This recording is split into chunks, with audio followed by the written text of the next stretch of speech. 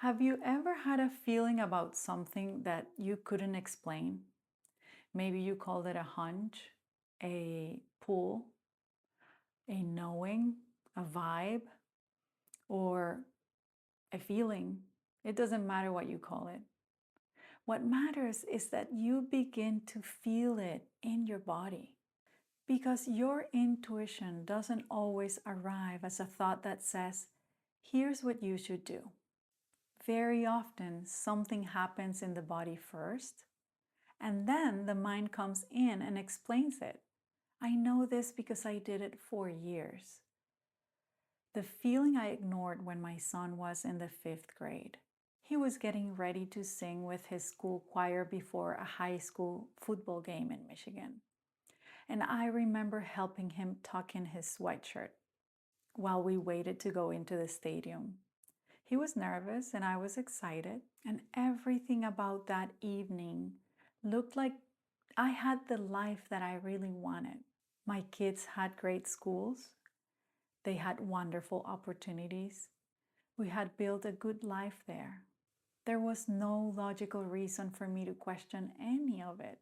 And then I overheard a conversation between some parents nearby. And what caught my attention wasn't really what they were saying. It was what I felt. Something in me said, we are in the wrong place. Something felt off. And it made absolutely no logical sense. So do you know what I did with that feeling? Nothing.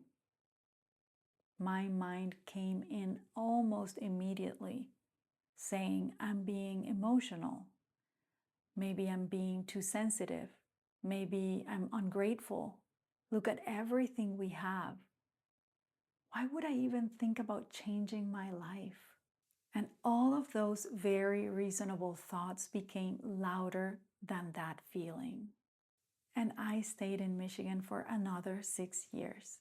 And I'm going to leave that story there for now, because it took me those 6 years to understand what that feeling was trying to tell me.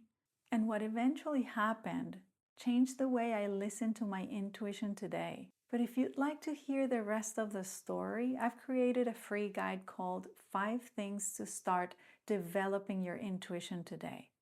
Inside are 5 simple practices I've personally been using for more than 10 years. And after you download it, over the next few days, I'll also share the rest of the story with you. What happened that night after the Michigan game, and what finally made me pay attention. You'll find the link for the guide below. But for right now, I want to help you do something I wish I had known how to do back then. Notice the feeling before your mind explains it away, because that's where we begin.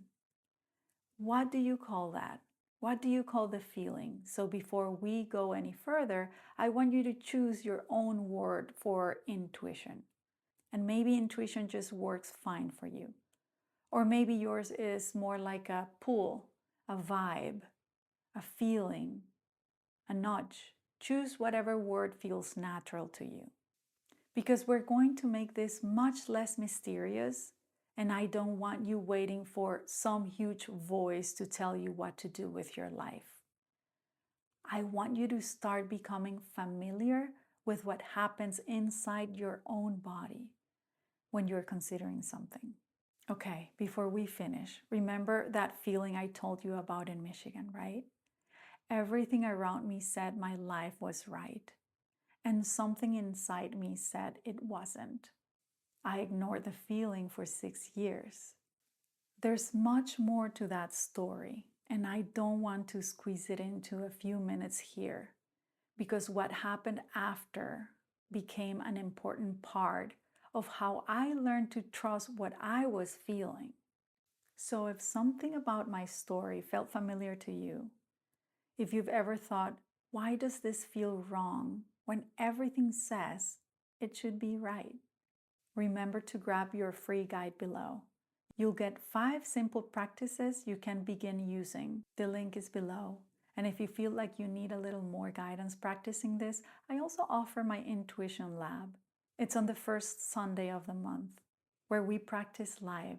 Also, the info is below, okay? But whether you join me there or practice on your own, start with what we talked about today. Notice before you explain. Feel before you analyze. And don't demand that the feeling give you an immediate answer. You're simply learning how your body communicates with you. And then in the next video, we're going to answer the question that very often comes next. How do I know whether what I'm feeling is intuition or fear? Because fear speaks through the body too. I'm going to give you 3 simple checkpoints I use to tell apart the urgency and the pressure of fear from the quieter, steadier signal of intuition. And learning to recognize the difference is an important part of learning to trust yourself. I'll see you there.